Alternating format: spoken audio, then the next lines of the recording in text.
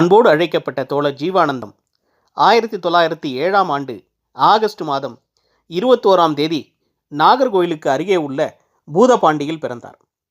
18/1/1963 வரை 56 ஆண்டுகளை வாழ்ந்தார். அவர் வாழ்ந்த காலத்தில் பிரிட்டிஷ் ஏகாதிபத்திய ஆட்சியின் ஆதிக்கம் கொடிகட்டி பறந்தது. அந்நிய ஆட்சிக்கு ஆதரவாக மன்னர்களும் ஜமீன்தார்களும் நிலப்பிரபுக்களும் மேல் சாதி ஆதிக்கக்காரர்களும் மக்களை கொடுமைப்படுத்தி வந்தார்கள். சாதி மத பிரிவினைகளை பயன்படுத்தி மக்களை ஒன்றாக வாழ விடாமல் தடுத்து வந்தார்கள். பஞ்சமும் நோயும் வறுமையும் சாதி சண்டைகளும் மக்களை வாட்டி வதைத்தது. இக்கொடுமைகளை எதிர்த்து நாஞ்சில் நாட்டில் ஐயா வைகுண்டர் தலைமையில் கிளர்ச்சி நடந்தது. கேரளாவில் நாராயணகுரு, ஐயன்காளி மற்றும் சிலர் பெரும் இயக்கங்களை நடத்தினார்கள். இத்தகைய இயக்கங்கள் பூதப்பாண்டி ஊரில் பிறந்த ஜீவானந்தத்திற்கு பெரும் தாக்கத்தை உண்டாக்கியது. பூதப்பாண்டியில் அக்ரகாரத்தில் தலித்துகள் செல்லக்கூடாது என்ற தடை எதிர்த்து இளைஞர்களை திரட்டி போராட்டம் நடத்தினார் ஜீவா. திண்ணை பள்ளிக்கூடத்தில் ஆசிரியராக இருந்த அண்ணாவியிடம் கல்வி பயின்றார். ஜீவா வாழ்க்கையில் அண்ணாவியும் பல தாக்கத்தை ஏற்படுத்தினார். ஜீவாவுக்கு அவரது தந்தை சொரிமுத்து என பெயரிட்டார். பின்னர் இவரே தன் பெயரை தனித்தமிழ் என்ற முறையில் உயிரின்பன், ஜீவா, ஜீவானந்தம் என மாற்றிக்கொண்டார். இதையறிந்த ஆசிரியர் அண்ணாவி ஜீவாவிடம் இப்படி அடிக்கடி பெயர் மாற்றினால் பிற்காலத்தில் சொத்து தாவாக்கள் வரும் என்று எச்சரித்தார்.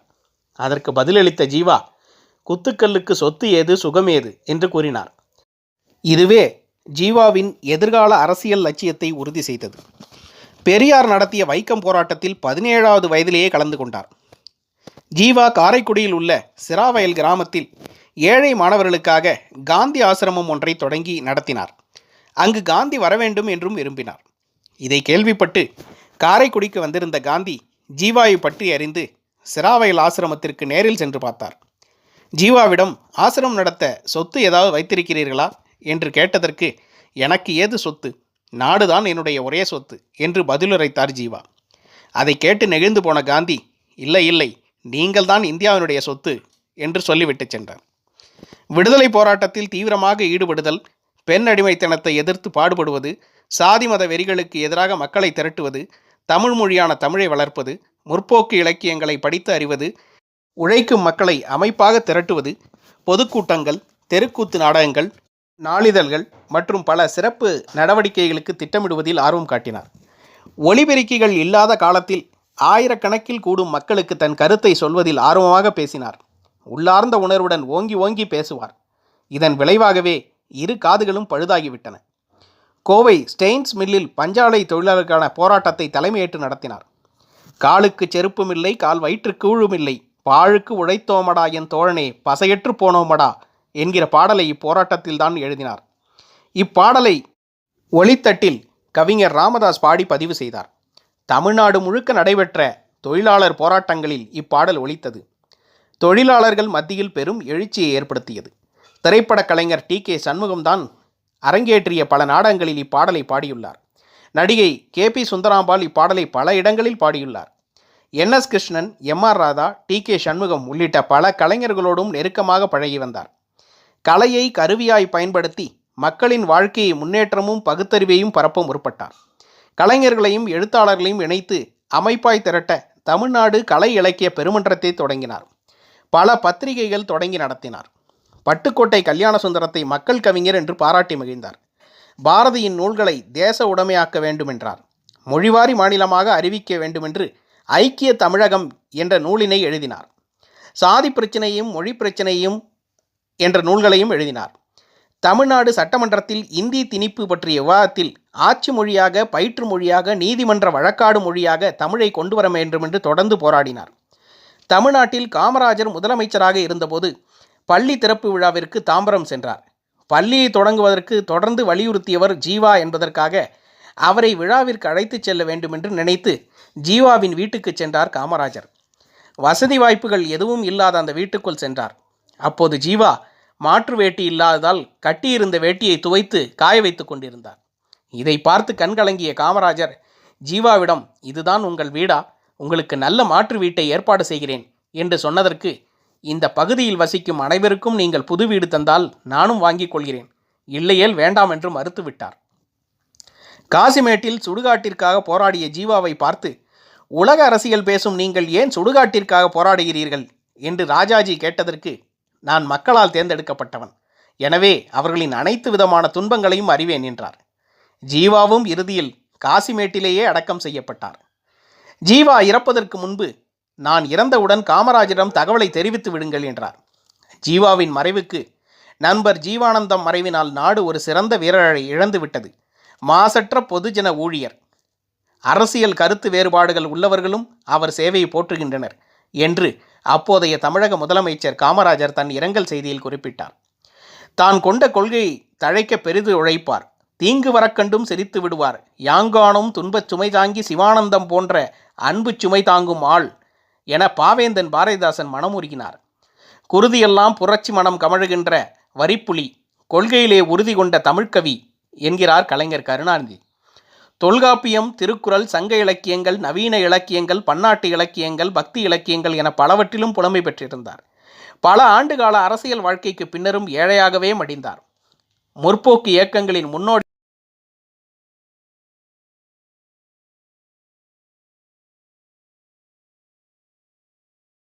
உண்மையான கம்யூனிஸ்டுகள் கோச்சுக்குவாங்க. ஏன்னா ஜீவா போன்ற கம்யூனிஸ்ட்வாதிகள் இந்த மண்ணில் செயல்பட்டு கொண்டிருந்த காலகட்டத்தில் கம்யூனிஸ்ட சித்தாந்தத்தை கொண்டவர்களும் எதிர்த்து கொண்டிருந்த கூட்டம் யாருன்னா திராவிட இயக்கம் தான். ஏன்னா கம்யூனிஸ்ட் புக்கே எழுதியிருக்காரு, அவங்களுக்கும் இந்த கருத்து புக்கே எழுதியிருக்காருன்னு நினைக்கிறேன். ஆமா, இவேராவுக்கும் அவங்களுக்கும் இந்த கருத்து போர்கள், கருத்து முரண்கள்லாம் நிறைய கிடக்கு. அது அது அது ஒரு தனி விஷயம் இருக்கு. இப்ப இவர் மகர் சமூகத்தை சார்ந்தவர், இவங்க எல்லாமே பட்டியல் சமூகம் தான். இவங்க எல்லாம் மெஜாரிட்டிஸ் கூட. மகரும் ஒரு மெஜாரிட்டி சமூகம், மங்கு ஒரு மெஜாரிட்டி சமூகம், சாம்பவாஸ் வந்து ஆக்சுவலி இவங்க எல்லாம் விட மெஜாரிட்டி சமூகம் எண்ணிக்கையில. இவர் மகர்களுக்காக அரசியல் தொடர்ச்சியா செய்யறாரு, இவர் சொந்த சமூகத்துக்காக தொடர்ச்சி அரசியல் செய்யறாரு. இவர் வந்து அவங்க சொந்த சமூகம் இல்லைன்னு மறுகணிங்க. பொதுவாக இருந்தால் அவருடைய ஸ்டேட்லயே அவர் வந்து இந்த சாம்பவா சமூகத்தில இருந்தோ இல்ல மங்க் சமூகத்தில இருந்தோ ஒரு வேட்பாளரை கூட அவர் நிப்பாட்டினதே இல்லைங்க. இவரும் முதற்கொண்டு அந்த சாம்பவா மற்றும் மங்க் சமூகத்துக்கு எதிராகவும் பல கருத்துக்களை பேசியிருக்கிறார்கள். இதற்கும் ஆதாரங்கள் இருக்கு. இது வரைக்கும் நிப்பாட்டின வேட்பாளர் பட்டியலை நீங்களே எடுத்து பாருங்க. அவங்க என்ன சமூகம் நீங்களே எடுத்து எக்ஸ்போஸ் பண்ணுங்க. இன்னும் எத்தனைதான் இந்த மாதிரி சொல்லிட்டே இருக்க போறீங்க பாருங்க. நிறைய இருக்குங்க, நிறைய பேசலைங்க இவங்க. இங்க சட்டத்தை ஏற்றினார் இல்லையா, அவரை பத்தி புகழ்றதுக்கும் நிறைய விஷயம் நிறைய இருக்கு. நான் சொல்றேன் இருங்க. என்ன கான்செப்ட்ல நீங்க புகழணும்னு இருக்குல்ல, நீங்க இந்த சட்டத்தை புத்தகத்தை நீங்க கொளுத்துனீங்கல்ல, அப்புறம் எதுக்கு புகழ்றீங்க?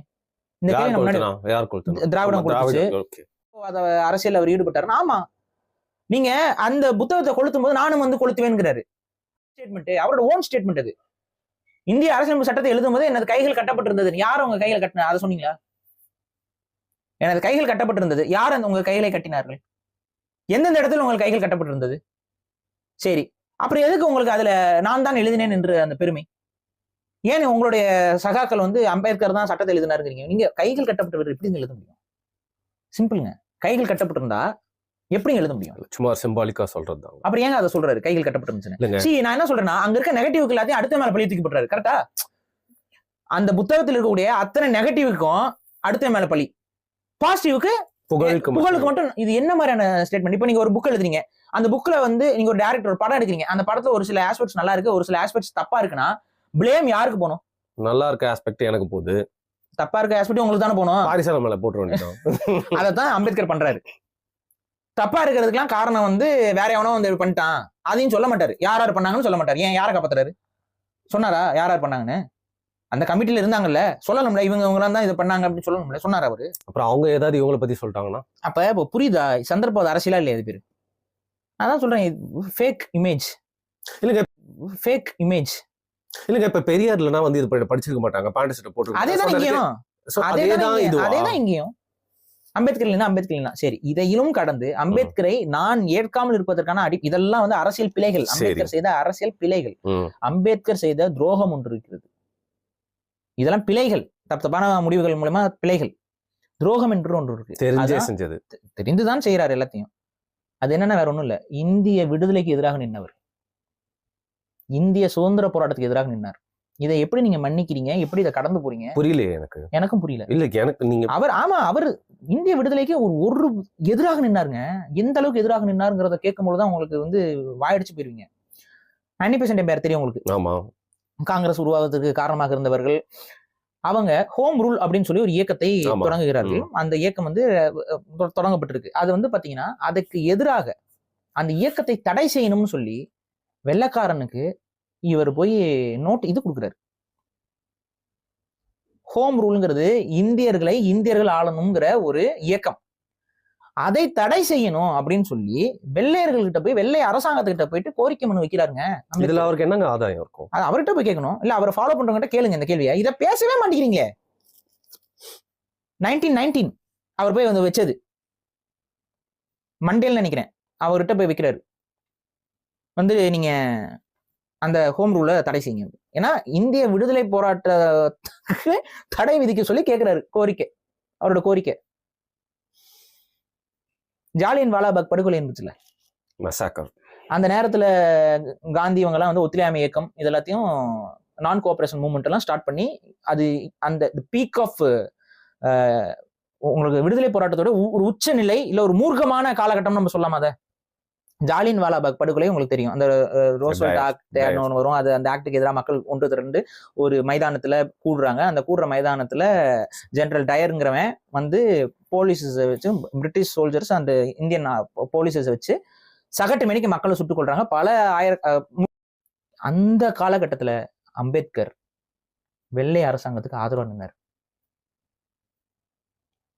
எப்படி நீங்க அம்பேத்கரை மன்னிக்க முடியும்? எப்படி இதெல்லாம் நியாயப்படுத்த போறீங்க? இது சந்தர்ப்பவாதம்ங்கிறத தவிர்த்து வேற என்ன? வெள்ளையர்கள் கூட இருக்கும்போது அவருக்கு பதவி கிடைச்சிட்டே இருக்குது. சைமன் கமிஷனுக்கு ஆதரவாக பேசுறாரு. சைமன் கமிஷன்ங்கிறது இந்தியாவுடைய கான்ஸ்டியூஷனை எழுதுறதுங்கிறதுக்கு போடப்பட்ட ஒரு கமிஷன். அந்த கமிஷன்ல இருக்கிற அத்தனை பேர் வெள்ளைக்காரன். இந்தியாவுடைய எதிர்காலத்தையும் இந்தியாவுடைய சட்டத்தையும் தீர்மானிக்கக்கூடிய இடத்துல அத்தனை பேர் வெள்ளைக்காரன் இருக்கான் அப்படின்னு சொல்லிட்டு இது எப்படிடா இது அப்படின்னு சொல்லிட்டு இந்தியர்கள் எல்லாம் சைமன் கமிஷனுக்கு எதிராக பேசும்பொழுது சைமன் கமிஷனுக்கு ஆதரவாக அம்பேத்கர் எழுதுறாரு, பேசுறாரு. தேசிய இனங்கள் ஒருங்கிணைய கூடாதுன்னு நினைக்கிறாங்க. யார், எந்த கூட்டம் நினைக்கும்? தேசிய இனங்கள் ஒருங்கிணைவது எந்த கூட்டத்துக்கு பாதிப்போ அந்த கூட்டம் தான் அம்பேத்கரை பிம்பமாக்கி கொண்டே இருக்கிறது. இதான் உண்மை, இதான் சத்தியம். எந்த கூட்டத்திற்கு தேசிய எடுத்ததும் வெள்ளையர் ஆதிக்கத்திற்காக தான். தொடர்ச்சியாக தேசிய இனங்களுக்குள் செலுத்துவதன் மூலமாக தேசிய இன ஒருமைப்பாட்டை சீர்குலைத்துக் கொண்டே இருக்கிறது. அம்பேத்கர் தலித்திய கோட்பாட்டை எடுத்ததும் வெள்ளையர் ஆதிக்கத்திற்காக தான். அம்பேத்கர் என்னைக்காவது நீங்க பட்டியல் சமூக மக்களுடைய நலனுக்காக பேசக்கூடிய யாராவது ஒருவர் வெள்ளையர்களுக்கு ஆதரவாக இருந்து விட முடியுமா? வெள்ளை அரசாங்கம் பட்டியல் சமூக மக்களை லேபராக கடத்தி கொண்டு போனது. கப்பல் இன்னைக்கு வந்து சவுத் ஆப்பிரிக்கால தமிழர்கள் இருக்காங்க. எந்த சமூகம் அதிகம்? தமிழ் சமூகங்கள் இருக்கு. எந்த சமூகங்கள் அதிகம்? ஆண்ட பரம்பரைகளா? ஆண்ட பரம்பரைகள் அதிகமாக இருக்குது. சவுத் ஆப்பிரிக்க தமிழர்கள் ஜப்பான்ல கொண்டு போய் பிரிட்ஜ் கட்டுறான். எல்லாம் அடிமைகளாக இழுத்துட்டு போனாங்கல்ல. அந்த அடிமைகளாக இழுத்துட்டு போன சமூகங்கள் என்னென்ன இந்தியா முழுக்க நான் கேட்கிறேன். இன்னைக்கு வரைக்கும் வாழ்ந்துட்டு இருக்காங்க. இந்தியன் டயஸ்போரா பாகிஸ்தான்ல கூட இருக்காங்க. யார் யாரு, என்னென்ன காஸ்ட், என்னென்ன கம்யூனிட்டிஸ். அதுல பெரும்பான்மையானவர்கள் பட்டியல் சமூகத்தை சார்ந்தவர்களா இல்லையா? அப்ப எவ்வளவு ஒரு அவங்க எக்ஸ்பிளாய்டேஷன், வெள்ளையர்கள் வந்து எக்ஸ்பிளாய்ட் பண்ணலையா இந்தியர்களை? கண்டிப்பா பண்ணாங்க. அப்ப வெள்ளையர்களோட எக்ஸ்பிளாய்டேஷனுக்கு எதிராக என்னைக்காவது அம்பேத்கர் வந்து பட்டியல் சமூக மக்கள் நீ எக்ஸ்பிளாய்ட் பண்றேன்னு பேசியிருக்காரா? ஏற காலகட்டம் வரைக்கும் 2 பேர் தான் தொடர்ச்சியாக ஆதரிச்சு கொண்டிருந்தார்கள். ஒண்ணு இங்க ஈவேரா, தமிழ்நாட்டை பொறுத்த வரைக்கும். இந்திய லெவல்ல அம்பேத்கர். வெள்ளையர்கள் வந்து சுதந்திரம் கொடுத்துடக்கூடாது, சுதந்திரம் கொடுத்த கடைசி வரைக்கும் காங்கிரஸை எதிர்த்து கொண்டிருந்தார் அம்பேத்கர். கடைசி வரை இந்தியாவுக்கு சுதந்திரம் கிடைக்கும் வரை காங்கிரஸை எதிர்த்து கொண்டிருந்தார். இந்தியா பிரிவினையில பிரியும் பொழுது முஸ்லீம் லீக் ஆதரிச்சு முஸ்லீம் லீக் மூலமாக பதவிகளை அனுபவிச்சாரு. என்ன பொய்யாங்க சொல்லிட்டு இருக்கேன்? இதெல்லாம் நடந்த உண்மைங்க. The history is totally hidden. மறைச்சவன் யாருன்னு தான் நான் கேட்கிறேன். காங்கிரஸ் கிட்ட வராரு. ஆப்பர்ச்சுனிஸ்ட்னு சொல்றேன்ல, அதுக்கான காரணம் யார்கிட்ட வந்து பதவி கேட்கறது என்ன பண்றதுன்னு சொல்லும் போது பட்டேல் அவருக்கு தூது போறாரு. அம்பேத்கருக்கு நம்ம பதவி போட்டு கொடுக்கணும் அப்படின்னு சொல்லி பட்டேல் தூது போறாரு நேரு கிட்ட. நேரு காந்தி கிட்ட போறாரு. காந்தி மன்னிச்சு விடுறாரு அம்பேத்கரை. அவருக்கு திரும்ப கொண்டு வந்து பொறுப்ப போறாரு. It is a mistake by Gandhi. அந்த வேலையை செய்யாமல் இருந்தா அம்பேத்கருடைய பிம்பம் என்பது உருவாகியே இருக்காது. காந்தியோட படிப்பு ஹைலி எஜுகேட்டட். ஸோ அப்படிப்பட்ட ஒரு ஆள் வந்து இந்தியன் கான்ஸ்டியூஷனுடைய சட்டப்புக்குள்ள இருந்து அதை எழுதி கொடுத்தா அது சரியா இருக்கும்னு காந்தி நம்புறாரு. அதனால காந்தியுடைய சொல்லி சேவைக்கு ஏற்ப அம்பேத்கர் என்பது திரும்ப காங்கிரஸ்குள்ள வராரு. அந்த காங்கிரஸ் திரும்ப வெளியில போயிட்டாரு. அப்ப போய் தான் நான் சொன்ன அந்த அவருக்கு பதவி இல்லாம அவர் இல்லைங்க. பதவிக்காகவே தான் தொடர்ச்சியாக காங்கிரஸ் கடைசி வரைக்கும் எதிர்த்தவரு காங்கிரஸ்லயே வந்து சரணடைறாரு. திரும்ப அங்கிருந்து வெளியில போய் இந்துத்துவ அமைப்புகளோட கூட்டணி சேர்றாரு. ஆனா இன்னைக்கு நான் அம்பேத்கரை பத்தி பேசுறேன், இப்ப யாரும் பேசல. ஆனா தமிழ் தேசியத்திற்குள் அம்பேத்கருக்கு இடம் இல்லை. தமிழ் நேஷனலிஸ்ட் பார்ட்டிஸ் அம்பேத்கரை தூக்கி சுமக்க முடியாது. அப்படி தூக்கி சுமந்தால் உங்களுடைய தமிழ் தேசியம் என்பது கரைபிடிந்த தமிழ் தேசியம். சிவப்பு